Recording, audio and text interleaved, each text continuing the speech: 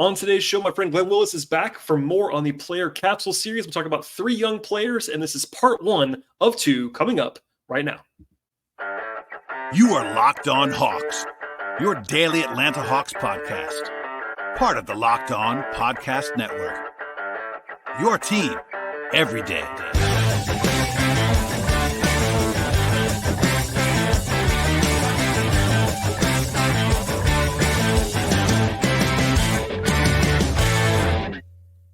Hello, friends. Welcome to episode 1707 of the Locked On Hawks podcast. I am your host, Brad Rowland, coming to you deep in the night here on a Thursday into Friday. And today's show is brought to you by Monopoly Go, the fast-paced game. Lets you team up with friends for tournaments, unlock awesome prizes, and the place to go is the Google Play Store or App Store. Download for free. That's Monopoly Go. Download for free right now. Game on. And today's show, we'll be diving in to the player capsule series with my friend Glen Willis of Peachtree Hoops and ATL 129. Glen is joining me for a part 1 of 2 right now, talking about all the young players on the Hawks roster, and that means the super young guys who didn't play a lot this year, and that is Seth Lundy, AJ Griffin, and Mo Gueye, covered in this 2-part conversation. I also want to encourage you at the top of the podcast, make it your first listen each and every day. Please subscribe to the podcast and tell a friend about the show. Find us on Apple, find us on Spotify. We're also on YouTube, etc., and anywhere you get your podcasts in general. And without any further delay, we'll dive in now, part 1 of 2, with my friend Glen Willis right now. I am joined once again by my friend Glen Willis. Glen, I appreciate you coming back. I didn't scare you away during our volume 1 of player capsules this year. Never. I mean, Kevin threatens to fire me for coming on the podcast half the time, but you know how that is.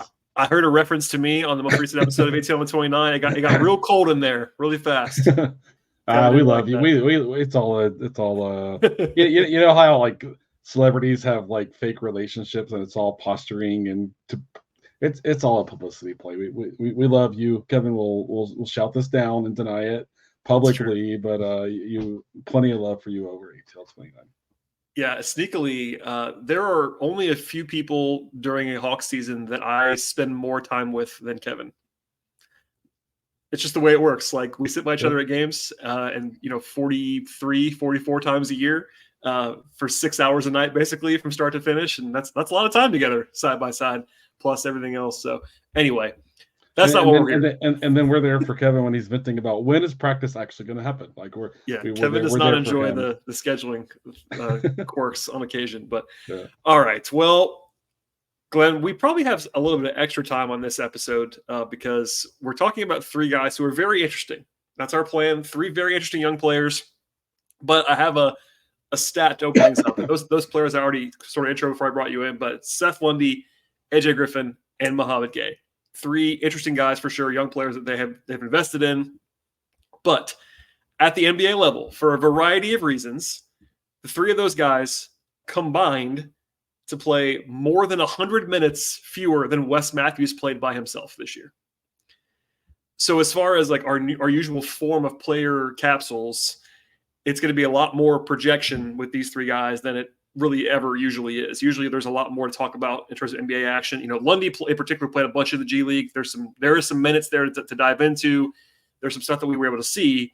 But broadly speaking, as we sort of start with Seth, I guess, like, it's just a lot of uncertainty, and even more than typical young guys are always uncertain, but these guys just didn't play a lot of basketball this year, and that makes life hard for people like us. Yes. I mean, Seth is an interesting one. The thing that I think I appreciated the most about his time at College Park was he did a great job of generating shot volume. Yeah. Right. That and which is going to be a big part, I think, of him finding his way potentially into an NBA rotation, because that's his primary skill is the shooting. But he also, just like he did in college, he rebounded well, and he was a part of a really functional defense. And so. He's not the biggest guy for the position that he plays, but he's, pretty strong. But, when you kind of had a chance to see him play, he knew what he was doing. He came to the Hawks with a lot of experience, we'll say, an older draft pick. But for me, like it's, we watched, Garrison Matthews play all year long and just really leaning in the shot volume and finding a way to compete on defense. And it feels like that's a template that, while they're a little bit different, they have different bodies, to a degree. That I think that template is kind of what Seth needs to lean into to make it work for him too. Yeah, I totally agree. And, you know, Lundy was a guy that I liked a lot in the draft process. He was one of the guys that I was kind of almost jokingly like, the Hawks have to take this guy. I love this guy. And they did. Usually Hawks never take the guy that I want them to take in the second round in particular. But it's a pretty appealing and also a really easy to describe skill set. It's a 6'6" wing who can defend enough and shoot threes. It's kind of a plug and play skill set. And I think that on a lot of teams, in a lot of situations, he probably would have played more as a rookie than he actually did. He had some injuries late in the year, but for most of the season, he was healthy, whether he was in Atlanta or in College Park. But the die was kind of cast a little bit in the summer, even when he was signed to a two-way and not a full contract, which is not like out of the ordinary for where he was drafted in the 40s, but that's what happened there. And also, just because the Hawks were trying to win, as we've discussed many times, while it wasn't super deep, they had a full rotation. They had guys who were going to play in front of him, and all that. Plus, Quinn doesn't necessarily love young players dating back to Utah. We kind of saw that a little bit this year, only a little bit. He did okay, but while Seth is an older guy, he just turned 24. Like, that's very old for guys going in second season in the modern NBA. I think you saw what you kind of needed to see from him as a rookie. It would have been nicer to see more of that in the NBA. He ended up playing 9 games, and only, I believe, 3 of them were actually rotation minutes. The other 6 were garbage time. But like you lay it out there, it really is it's a package that you would be able to spread the word on to somebody else. Like, it's okay, this guy's going to do this. And it's not just that simple. We'll talk about more of the G League in a second, but like, he was a real scorer in the G League more than he was a pure role player. Now, that's the G League. You have to grade in the curve. It's a different situation. He had the ball in his hands, I think, a lot more in College Park than he would in an NBA situation. But he showed some more scoring chops. Like, he's not a pure specialist. I think people that haven't watched him enough probably would think maybe he's going to be that. But like, speaking of Garrison, good reference point. Garrison, even at the college level, was not a full-on specialist, but like was always kind of be a specialist on some level. Seth's got a little bit more juice. He's a little bigger, and he was more scoring chops versus just shooting chops. And again, his shooting is going to be his meal ticket. But I feel like we saw that at least enough in the G League to be like, okay, he isn't going to be somebody that takes 90% of their shots from three like Garrison is. Maybe it's going to be 70%. Maybe it's going to be a lot of threes, but it won't be like, I'm trying to think of another even more extreme example. Steve Novak back in the day, somebody like that who just only takes threes. Seth's not going to be quite that, I don't think. Yeah, Alan Crabb is one. I think 1 year he took 9 2-point attempts and like a million threes like 1 year. Well, Garrison this year, we were tracking it for a while. Like, he didn't have a 2-point make until like December, and he was playing. It was just like he just never took twos ever. Yeah, and it's kind of funny. But I mean, even if you think back to Summer League, like Seth looked kind of competent running a pick and roll, second side pick and roll, right? He could do it. And the other piece is, attacking a closeout. Can you get a paint touch? Can you kind of do those things? And his handle's pretty solid. Nothing special, but he's going to be in a role where you don't need you're not expecting dynamic ball handling or things like that. So the basic skills that Quinn looks for in a guy who can spot up on the weak side, catch the ball, make a shot, or attack a defense that's over leverage, attack space when it's created by, say, Trey or whoever else is Kobe, College Park. And he seems like a solid decision maker, good processor, all that sort of stuff. So I think he kind of fits what the Hawks want to do. And he did look like, is in a kind of a weird way. We're going to talk more about AJ later, but he looked kind of ahead of AJ in Summer League in terms of, what now AJ was being pushed on ball, which is a very different role, right? But it was kind of interesting to me how ready Seth looked in the Summer League. And it was funny. Was it like the December time frame that they gave a little look at him being like one of the first guys off the bench, and they had guys hurt, and this was, I think, right not long after Hunter had his first injury. But then he got hurt, which kind of stinks because he had maybe a real shot to play for a few weeks and kind of see how that went. But I think the Hawks got a guy who offers a lot of value, especially for where they drafted him, can do enough of the basic core things plus a little bit more. And for me, just the competitiveness on defense. And Glenn, I mean, how many times did the Hawks lose close games because they couldn't rebound the ball the last 3-4 minutes of the game? And Seth really works as a rebounder, and that goes a long way for the wing position for the Hawks, as someone who would kind of really get in the mix and work to rebound. Today's show is brought to you by Game Time, and Game Time is the authorized ticket marketplace of the NBA, and that makes getting playoff tickets even faster and easier than it would have been previously. Prices on the Game Time app actually go down the closer you get to the tip-off, and with killer last-minute deals, all-in prices, views from your seats, and the lowest possible price guarantee, Game Time is a fantastic option for all things that make things easy for you in buying tickets. I've been a regular user over there for quite some time with the Game Time app. It's come in handy for me multiple times in the past, looking for Braves tickets and Falcons games, as well as theater tickets, concerts, and much more. Save a ton of money when buying last-minute tickets at Game Time for sports, concerts, comedy, theater, and much more. They have flash deals. They can save even more and also save when you choose a section. Let Game Time choose the seats for you in that section. They have an awesome feature as well. You can actually show up the entire total of your purchase up front with no surprise fees. When you get to the checkout, you get a panoramic view of the seats as well in the app before you buy, and you are also very, very helpful in knowing what you're looking for when you're actually buying those tickets, also getting the lowest possible price with Game Time as well. Take all the guesswork out of buying tickets with the folks at the Game Time app. Download the Game Time app right now, create an account, use promo code LOCKEDONNBA for $20 off your first purchase. Terms apply. Again, create an account and renew that promo code LOCKEDONNBA for $20 off your first purchase. Download the Game Time app today. Last minute tickets, lowest price, guaranteed. I'm glad you brought that up because he, again, not to do the specialist thing too much, but I think he both knows where his bread's going to be buttered in the NBA. Like, I did an interview with him in Las Vegas that I shared and people took notice of because he talked immediately about how he's working with Kyle Korver, who of course isn't even on the staff, like he's in the front office, but how he kind of idolized Kyle. And I think Seth was very upfront with me and others, but especially that one-on-one we did briefly, it was like, I'm a shooter. Like, that's why I'm here kind of thing. And I think he knows that. But there is defensively in particular, and you mentioned the glass, it's a good area for him because he's not small. Like, he's not a super athlete. He's an NBA level athlete. He's not going to change your life there, but he's not deficient from what I can see. And he has good enough size, especially at the 2. At the 3, I wouldn't say he's necessarily undersized, but he's not big at the 3. If he's playing the 2, he's got great size, 6'6", 220, what's to that, etc. He can rebound. That was an element that was on display in college. I'm glad you mentioned the injuries. Let's just get out of the way now. It's a familiar story for the entire team this year. It felt like almost everybody had a setback on some level at some point. And Seth had 3 different injuries. You mentioned the first one where he was kind of in the rotation for a little bit. It was a minor thing, but it kind of just, they had to have bodies and he wasn't available. Then he had this back issue in like March territory, February, March. And because he was in the G League, they never gave a detailed update on what he was actually dealing with. They don't have to do that when a guy's in the G League. He was on a 2-way contract, so they were not required by the CBA to be like, this is the injury for Seth Lundy. So all we got was Seth Lundy back injury. That's all we knew for a month. He came back, so it wasn't super serious. And then he had this left ankle impingement in April. He wasn't going to play anyway by that point. They were whole enough, and he hadn't played in such a long time. And then in the play-in, he was ineligible to play because he's on a 2-way contract. So it was a long and winding road for Seth this year.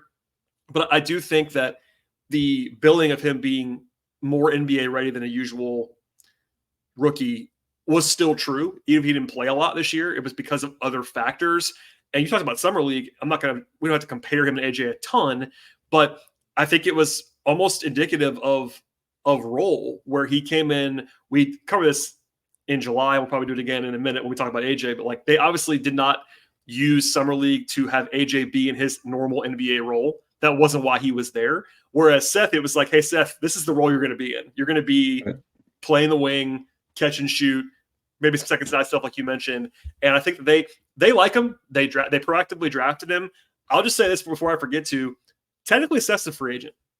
Now, he'll be restricted, but because he's not a 2-way, I know it's 1 year, it's a little bit strange, but he's draftee, but they didn't give him a full contract, so he's technically going to be a free agent. I think they're going to bring him back. If I had to guess, it might be another 2-way. I'm not entirely sure. It's going to come down to all the stuff we talked about in the last episode with roster spots, but I'm banking on him being here, but that's just a little bit of a tweak that I think people had not actually caught up to yet. It's like, usually he was just drafted a year ago. Well, yeah, it's true, but they have to actually actively bring him back in some way. Yeah, and he's one of those guys because of what his primary skill is. You wouldn't be shocked if another team tried to swoop in, like, oh, the Hawks are going to try to put you back at a 2-way. We'll give you a 1+1, or even if it's a contract that doesn't guarantee until Gen 10, that time frame or whatever. Make the Hawks match it. Yeah, I mean, that wouldn't surprise me at all. Yeah, because he has shown enough, and so the opportunity to grab guys who can shoot, play some defense, rebound, play good team defense, and things like that, they're valuable. And especially when you're filling your spots 11 through 15 on your roster, whatever team it is, having a guy like that, kind of place that point on your roster is an asset. And so, if the Hawks, don't have kind of designs to bring him onto a real contract, then they may find themselves competing for him in some way. Yeah, and I know it was this front office, but I would not think this way, but I wouldn't fall out of my chair if Seth wasn't on the team next year. A guy drafted in the 40s who had his rookie season is not going to be, I don't think, gifted a roster spot. I would like to keep Seth if it was me. I think that I see a lot in him that makes a lot of sense at the NBA level. But it's just the reality of the NBA. Like, guys that are drafted at that point in the second round who are not on guaranteed contracts are always kind of on the chopping block, potentially at some point. But I think for what they saw in College Park, I mean, and look, neither you nor I are watching every College Park game. I'll raise my hand on that. But I've seen enough of him in College Park. I see the numbers. He averaged 20 points a game. Some of that's, overstating it a little bit because College Park numbers G League numbers get inflated, but he took 9 threes per game. That's a lot of threes. He shot 40% on them. He was efficient beyond that, inside the arc. You mentioned the rebounding. What do you think about his defense real quick? Like, what do you think about his defense now and what he actually could be? Because one of the questions I was going to ask you is, like, where do you look for him to, like, kind of improve going into year two? He's a guy that I would expect to probably be in Summer League, but, we'll see. But, like, what are you sort of circling? Is defense an area where he can kind of make a next step? Because I don't think he's a stopper, but he's going to have to be able to be good enough at that spot to hold up for sure. Yeah, if he had a little bit more of the athleticism you want in a defender, he would have gone probably a little higher, right? Yes. And that's there. So, but I mean, I thinking back to watching him live in Summer League, his technique was good. His defensive spacing was good. His communication was good. And for a guy who's kind of projected to be, kind of in the pecking order where he is, that's really all you're looking for. Not going to mess up. No, he's in the right spot. He's on time. He knows where he's supposed to be. Those things. And I think he was a little better on ball. Now, we haven't seen him try to go defend some real primary for 5 minutes in the second quarter or whatever, but he didn't. He never looked like a guy who just flat out couldn't do it. The way like Saddiq Bey did for the first season he was with the Hawks or whatever. Yeah. He looks like a guy that I'm curious if he might be a guy that you plug into kind of switching 1 through 4, 1 through 5. I think he has the size and the kind of the technique to do that as well. So I think he has a decent enough baseline set of skills defensively that you can do a few different things with him and he could generally kind of make it work, so never going to be a stopper, I don't think, but what you're looking for at that point in your roster are good, solid team defenders with just clean technique and able to execute the fundamentals is what you're looking for there. And I think he seems like he has that in pretty good shape. Yeah, we don't have to keep going this necessarily forever, but I feel like the same case that I would have made, 9 months ago for what Seth Lundy could be at the NBA level still applies. Nothing that he showed as a rookie ticks off the table. And that was basically like, I could see him becoming a valuable rotation level player in the NBA. Yes, he's older, but and he's not going to blow you away in any single category other than the shooting. But if his shooting is holding up at the level that I think it probably is, honestly, high 30s from percentage wise on real volume, you can combine that with 6'6" and the ability to defend at an average level. That is a rotation player. That package makes sense. Of course, it's more than that. There's more nuance than that. You got to be able to do other things and all that stuff. And I get it, but that's kind of the simple package. And I still think that player is in there.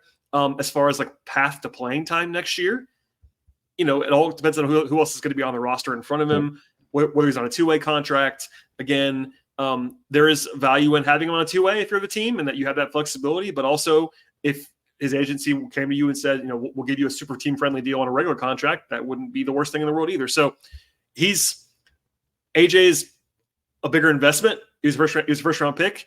But as we'll get into in a second, Seth's 3 years older than AJ, and despite being a year behind him, and I don't want to make too much of the age stuff, especially for a low-level player like that, but that's part of this too, is that if he's not going to help you sooner rather than later, that's not going to be great for him. So I think that if there's not a path in the next year or two, then that becomes a little bit concerning, but I still buy the skill set.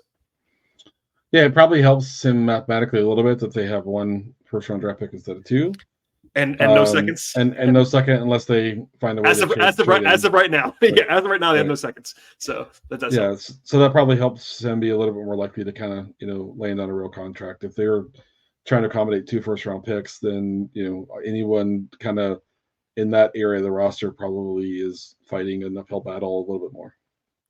And that's where he ended up with a 2A this year. They looked up and they only had room for really one of Gueye or Lundy functionally on a full contract because they had one other spot, which ended up being Wes Matthews, which we covered on the last episode, but they were never going to carry both Mo and Seth with the rest of the roster the way it was on full contracts. And I think rightly, Mo Gueye's long-term upside is a lot higher than Seth's, and and he's younger and all that stuff. And they went with that, and that made sense to me.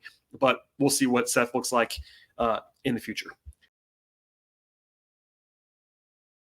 Today's show is brought to you by Monopoly Go, and I've been talking to you about them for a while. And we have to pause here and talk more about them, though, because I've been talking about it a lot, but there's just so much stuff to share with you that's good in the game right now. In Monopoly Go, you can team up with friends for time tournaments where you work together, build up each other's boards, and the more you win together, the more awesome prizes that you happen to unlock. There's so much to get as well. You get unique stickers. You can try with your friends to complete albums for big prizes. You'll also get cool new playing pieces to travel the boards with in the game, or even hilarious emojis for taunting your friends. That's always fun. Taunt your friends with smashing their buildings or heisting their vaults.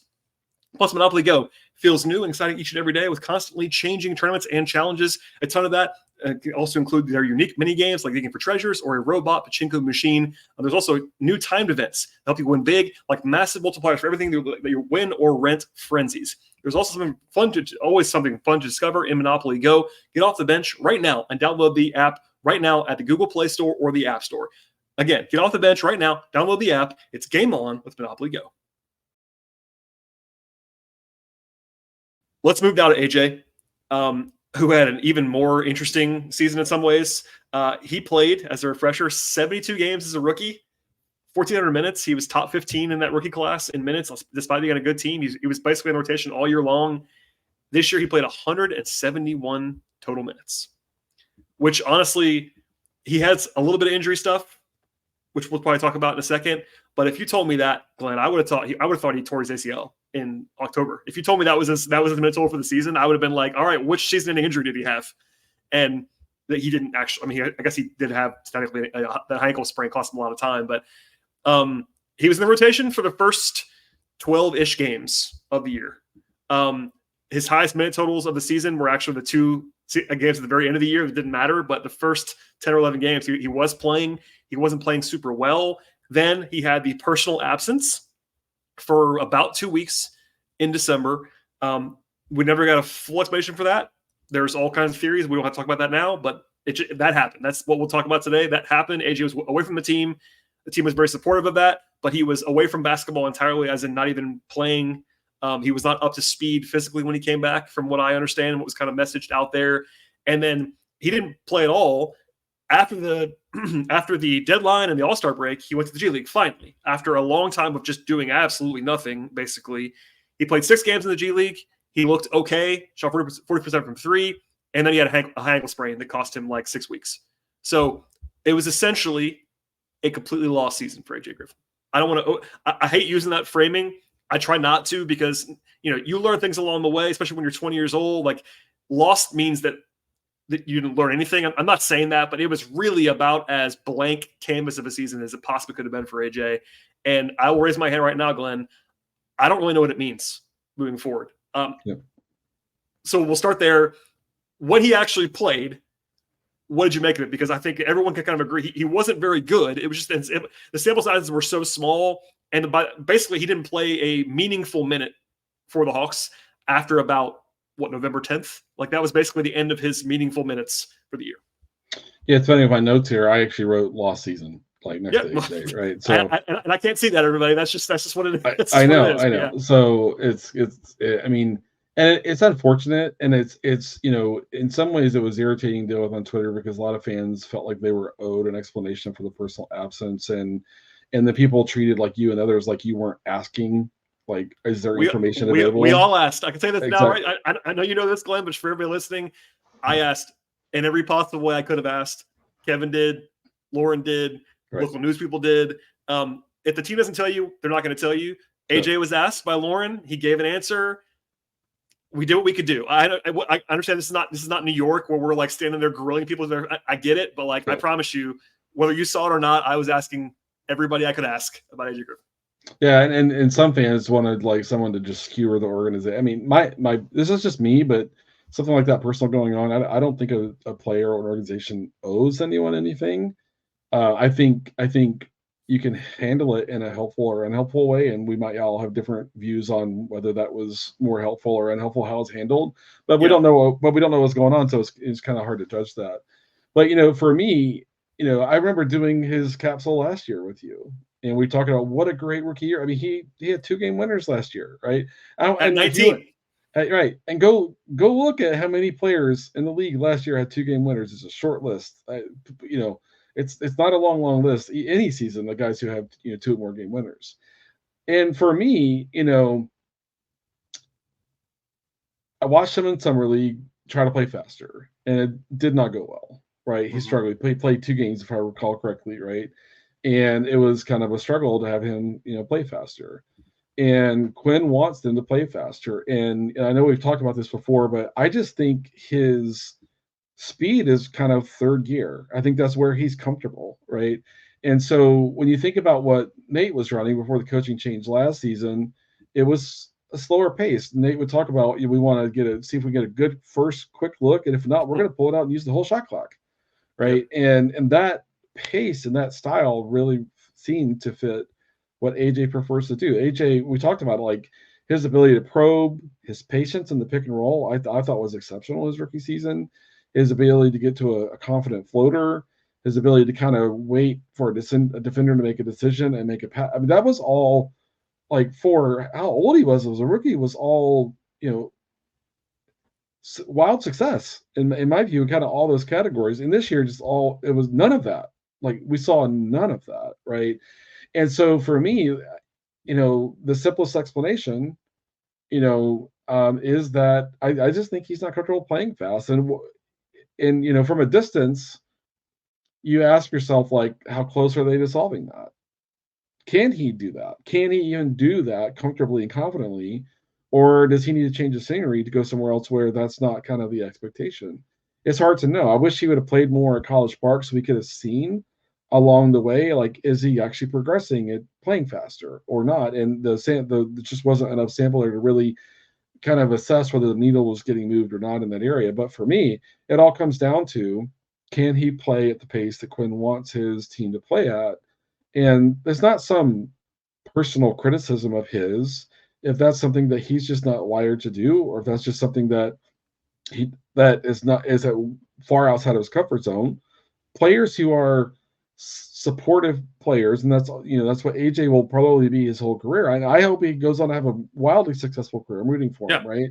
But I don't think he's ever going to be a guy that is giving you 25 games. I mean, who knows? Crazier things happen, right, and stuff like that. But for me, I think he's a guy who situationally needs to be in an offense that is conducive to where his comfort zone is, and with Quinn really wanting to have them push the pace, especially push transition and secondary transition and all that sort of stuff.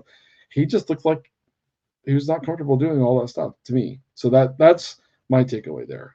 And that really makes you wonder, about a month ago, I asked a question over an ATL 29, like, who has the more value to the organization going into the offseason? Is it AJ or Veet? And we all agreed it was Veet, at that point in time, which is weird because AJ was the first round, drafted in the middle of the first round, and that's really saying something. But so it's, for me, it's like, if they feel like, okay, we need to move him, and there were rumors about maybe him being someone that tried to do something with the trade deadline, maybe the Knicks, who knows, other teams and things like that. But it's hard to know, like, what this lost season did to his marketability from that standpoint, if they feel like a move is the right thing for them and for him. It would have been certainly shocking a year ago to have that counterpoint of Veet versus AJ, with Veet kind of even being in the wilderness, not even in the organization back in October, November. But you're right. I think certainly if you had to guess who's going to play a bigger role for the Hawks next year, I would certainly put Veet ahead of AJ on that list, which is, again, shocking. But no, I think that it's too simple on one hand. I think you did a good job laying that out. Like, it's not that he doesn't fit at all with what Quinn wants to do, but I think just perfectly AJ's strengths and weaknesses and processing ability, all that stuff does not exactly fit with what Quinn has been asking them to do perfectly. And I think that's okay to say. There are certain players who are just better off in certain systems. Doesn't mean he can't help the Hawks. What I have stressed and will stress again now is that, not just the age, but the combination of age and the raw tools that AJ has, particularly with the shooting at that wing size position, his natural ability, his natural touch. And again, he's still 20. He turns 21 in August. He's extremely young. There are guys in the coming draft who are going to be lottery picks who are older than AJ. Like, that's how young we're talking about this guy. And by the way, former 5-star prospect. What's like he came out of nowhere. He's been a high pedigree guy for this entire time. But it might be that they have to move on from him for all parties. I think that if you sort of separate I'm rooting for him, but separate everything and just say, is he a pretty logical change of scenery candidate? I would say yes. Just for everything, for him, for the Hawks, like a fresh start for a guy who had a lost season like this. We don't know what the personal stuff is, but like sometimes you just need to get out and go somewhere else and get a whole just fresh new start. And I'm not saying that's going to happen or that it should happen, but it's logical to me that for everybody's sake, it will not surprise me if he's on a different team by Summer League this year. Like they could trade him at the draft. They could trade him in. I'm not saying they're going to give him away for nothing, but even then, I mean, here's an interesting thing that I haven't really thought about a ton. They have to decide on AJ's 4th-year option by October. Right. And normally for a guy in the mid-first round, it's kind of an auto pickup. I don't know if it's an auto pickup. It's not a huge amount of money, but you got to be pretty positive about a guy and his short-term and long-term outlook to pick that up for whatever it's going to be. I think it's like $6 million. It's not nothing. And last year, Jalen and AJ were the most obvious pickups in the world. This year, it's AJ and Kobe. It's Kobe's 3rd-year option and AJ's 4th-year option. The 4th years are the ones that occasionally get declined because guys haven't shown enough, and I just don't know where we are. So that's a lot of words, but I just feel like I still believe AJ has the tools to be an NBA contributor. He's still super young. It's just that it may not be in Atlanta. That's kind of where I would be. Yeah, and it wouldn't shock me if, like, on draft night, if there's a guy, say they're drafting 10th or so, right in that range, and there's a guy they want at 6, that you use AJ plus your pick to move up 4 or 5 spot. I mean, if the team values him in that way, and so there's a lot of different ways that could go, and it's interesting. But for me, I just hope he can find a way to kind of get it back on track for him. Oh yeah, and whether that's in Atlanta or elsewhere, and if the Hawks feel like they need to make a move, I hope that it turns into something that's a really good fit for what the Hawks need to do. So, have I completely written off the idea that he can kind of figure out how to play at the pace Quinn wants to? It seems unlikely based on what we saw this year, but I don't want to just say it's impossible either. No, he could work the whole summer on faster. There's a lot of individual work, a guy can do in the summer to kind of speed that up. But like I said, it seems unlikely. But I don't ever want to sit here and say a player absolutely can't do something because we don't know. So if he's still on the roster come summer league, then it's going to be interesting to see like what did he look like last year, where going fast was like a super uncomfortable thing, or does he look like he's maybe kind of figured some of that out? All right, that is all for part 1 with myself and Glen Willis. We'll have more coming up in this same podcast feed with part 2. It should be available for you immediately following this episode. Please subscribe to the show on Apple, on Spotify, on YouTube. Follow the show on Twitter/X at Locked On Hawks. Follow me there as well at BT Rowland. I also write about the Hawks and share audio as well as stuff on the Braves as well at patreon.com/BT Rowland. Thanks for listening, and we'll see you all next time.